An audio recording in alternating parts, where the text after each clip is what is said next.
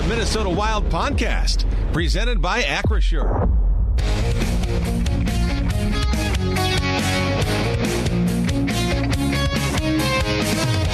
Good to be back in the saddle. We're through 2 periods in Detroit. The Red Wings lead the Wild 2-1. Goals, the scoring was started midway through the first when Alex DeBrincat scored his 25th of the year. That's your score after 1 period of play. Go to the second. Dylan Larkin, a controversial goal, makes it 2-0 at the 5:41 mark, comes on the power play. Wild down 2-rip. But then the new guy tips one home, bats it out of midair. Vinnie Hinostroza again. Boldy, a shot, tip, rebound, they score! Hinostroza out of midair, deflects it in. It's a power play goal, and the Wild are back within 1. Hinostroza 2 goals in 3 games with the Minnesota Wild. Matt Boldy 18 points in the last 18 games. He'll get the lone assist.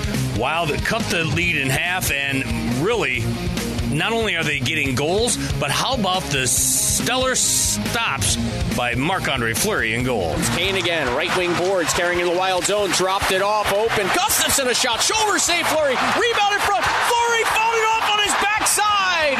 Robbing Rasmussen again, maybe it was Soderblom as well in tight, but Fleury holds the fort and the Wild stay within a goal. Wild outshot 15-8 in the second period. 14 saves for Fleury. He's got a 2-period save total of 21. 19 saves total for Cam Talbot. Thus far, the Wings are 1 for 1 on the power play. The Wild are 1 for 2. The Wild will be shorthanded when we continue.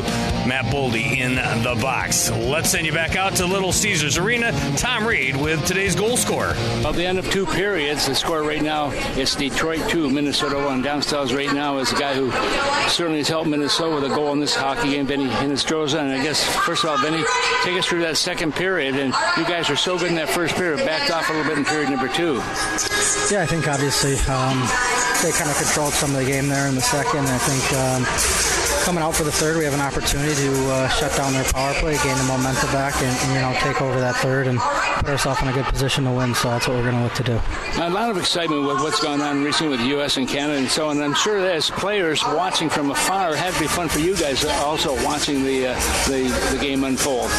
Yeah, it was incredible, watching these guys on our team get to represent their countries, and obviously being an American, you're always rooting for the U.S., and it was super cool to watch with my young kids and stuff, and get back to working here with the team. Well, you've been around a long time now, and this is your 10th year in the National Hockey League right now, and of course, have you seen the game evolve since the time you've been in it? Like a Four Nations sort of thing? No, I'm talking about the NHL right now. You've been here 10 years. It certainly has changed over the years. Oh, yeah, for sure. I think when I first came in, it was definitely more physical, less plays being made, and now, all these young guys coming in the league, they're all super skilled, super fast. Everyone can skate now. Everyone can make plays. So it's amazing to see how the game has grown over the past 10 years. Yeah, that first period by Minnesota I thought was a terrific period, the way they moved the puck and so on. But so often we say there's a little adjustments that are made after the first period going into the second period, so it slows down a little bit. Yeah, I think you always want to keep your momentum going, but obviously there's twists and turns in the games and different stuff happens and stuff like that. They got a power play goal there that, we don't know if the whistle blew or not, so we're just going to look to come out in the third, score a goal, tie it up, and see what we can do here. Yeah, your baseball swing was pretty good to get that goal. Thank you. Nice to be here. Thanks for being with us. Yeah, thanks.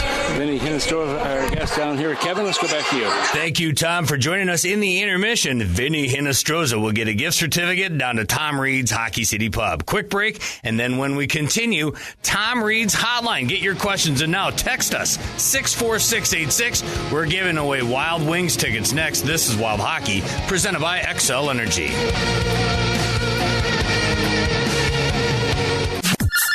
It's time for Tom Reid's Hotline. Text in your comments or questions to 64686. You could win fabulous prizes, including dinner at Tom Reid's Hockey City Pub or Wild tickets to a future game.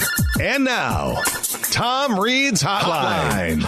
If you haven't done so yet, do it now. Text us 64686. We're giving away Wild Wings tickets for the rematch Tuesday night in St. Paul. You can get your own tickets at wild.com/hockey tickets. Tom Reid out there at Little Caesars Arena. I was going to say good evening. Good afternoon, Thomas. Everyone's having a great time on Kids Day.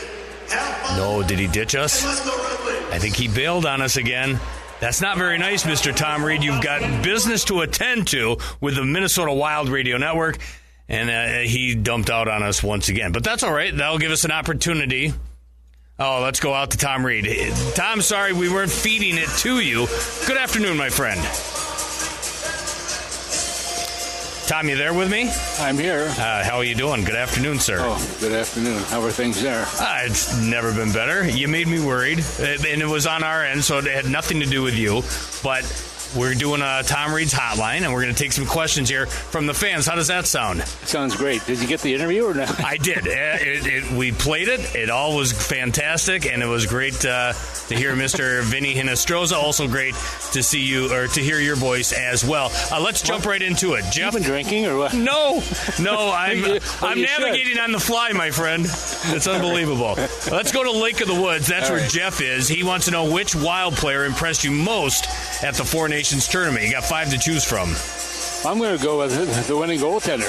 I just think, when you have a guy who can stop the puck, you have, and I've said this before, goaltending is going to make a difference in a hockey game, and that's exactly what happened. And there's no question that both teams, either team could have won that series. It was that tight, and I thought that the players themselves really stepped up on this one. So you like Binnington? Yeah. Oh, I didn't say his name, did I? Sorry. Yeah, Bennington. Yeah, you're right.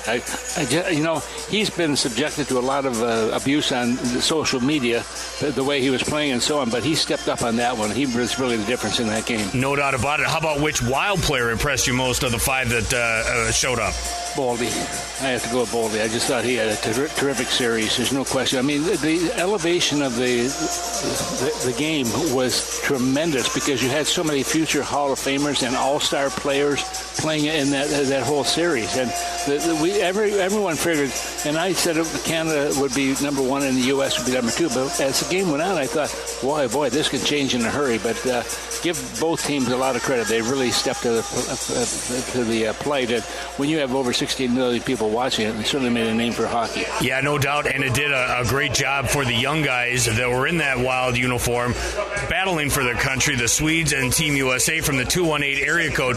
What does battling for a team on that incredibly high stage do for a young player's confidence, in particular Matt Boldy and Brock Faber? I always talk about confidence in a player, and the more a player plays and the better he plays, that's where the confidence level really starts to step up, and there's no question that was the case. That first pair for Boldy was terrific, and he has been so good for Minnesota since coming here. He's a young kid, got a lot to learn yet, obviously, but he certainly is on the right track. But the confidence level for a player playing in a game like that has to be tremendous. Last one here from the 651 area code. Tom, as a fan, he feels disappointment that Kaprizov needs more time for healing.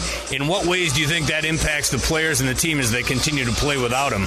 Well, they've done very well without him, and you know what, they'll continue to do so. I mean, having him in the lineup is going to make this a better team, but you want to make sure, Kevin, him coming in, that he's going to be close to 100%, because you don't want the injury bug to stay with him right now that we've seen that he's had some issues, obviously, all season long. And even when he came back, you could tell it wasn't the player that we expected to be, and hopefully he's going to be on the mend and be able to play sooner than later.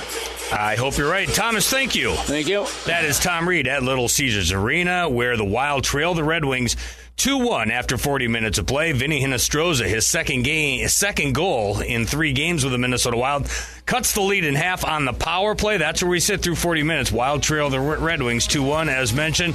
Marc-Andre Fleury gets the start in net, 14 saves in the second, 21 total through 40 minutes of play. Wild on the PK when we continue. Matt Boldy in the box for roughing. We're back with the third period next. This is Wild Hockey presented by XL Energy. For an extraordinary advantage in sports, you need a game plan. For an extraordinary advantage everywhere else, all you need is Acrisure.